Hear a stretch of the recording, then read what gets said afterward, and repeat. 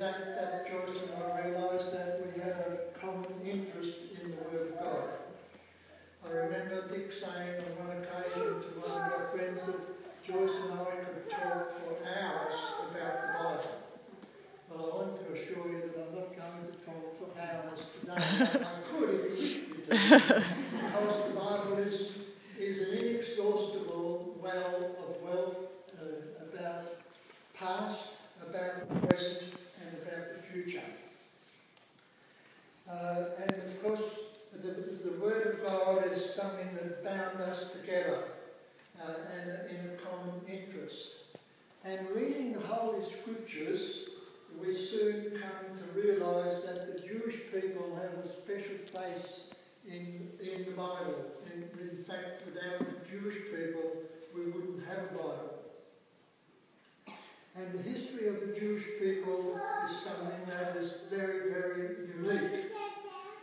And these are the sorts of things that we share together. And of course she talked a lot about her upbringing, about her life in England, and told me a number of things. One of the things that she told me, that she used to, as a young person, she spent considerable part of her life with an aunt who was a Bible scholar.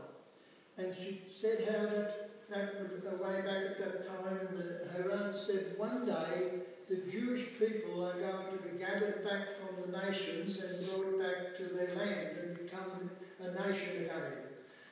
And she said how that she had always remembered this, and quite a number of years later she saw that happen, the Jewish people come back to their land.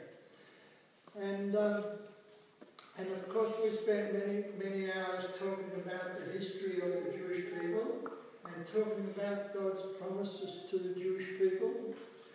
And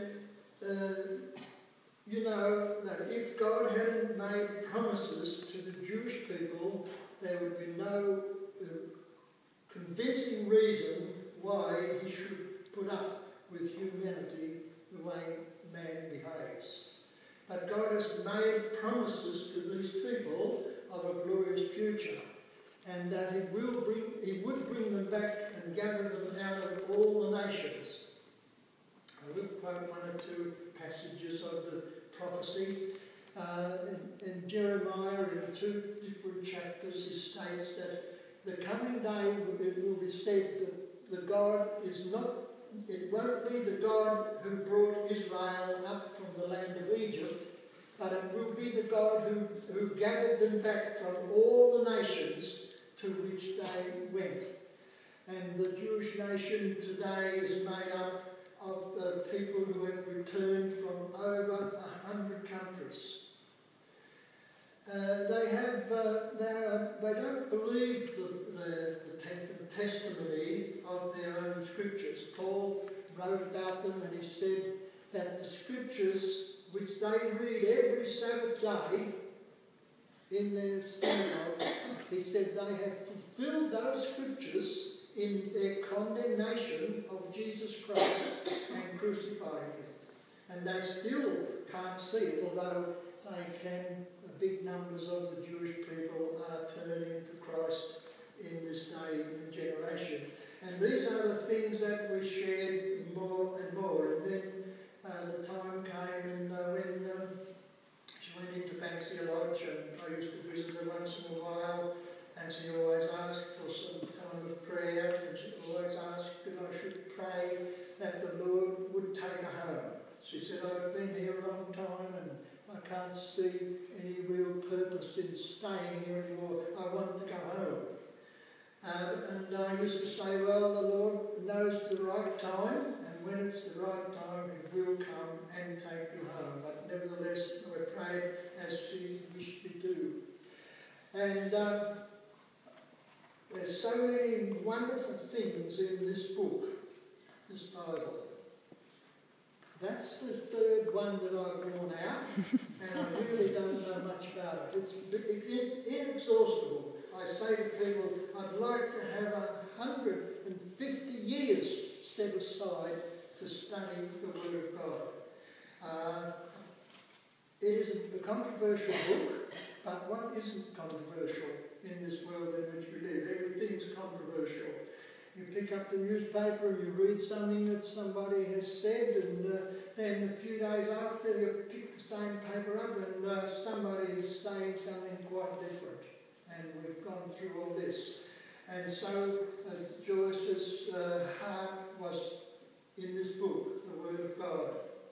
And she loved it, she knew it, she spoke about it, and she wanted it for her children and her grandchildren. And today I feel honoured and privileged to speak about my relationship with Joyce and her late husband Dick. And I would like to commend to the children and the grandchildren to follow the example of your grandma, because she was a woman of the book. She knew who she was, she knew where she was going, and she was a person who spoke her mind.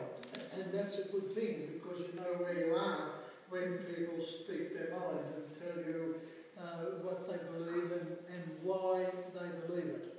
It is far more important to know why you believe something than it is to believe it. Because some people believe things, but they couldn't give you an answer as to how they found the answer to it. I remember it happened to me at school at one time. I copied some things off my desk mate, and when they came up to be marked, the teacher called me out and asked me how I got the answers.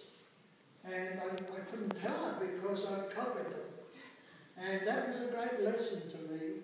And I've always been a person who wants to know. And I believe that when you ask every question that can be asked, and there's no more questions, then you've pretty well arrived at the place that you can say, this is it. I want to thank you for listening.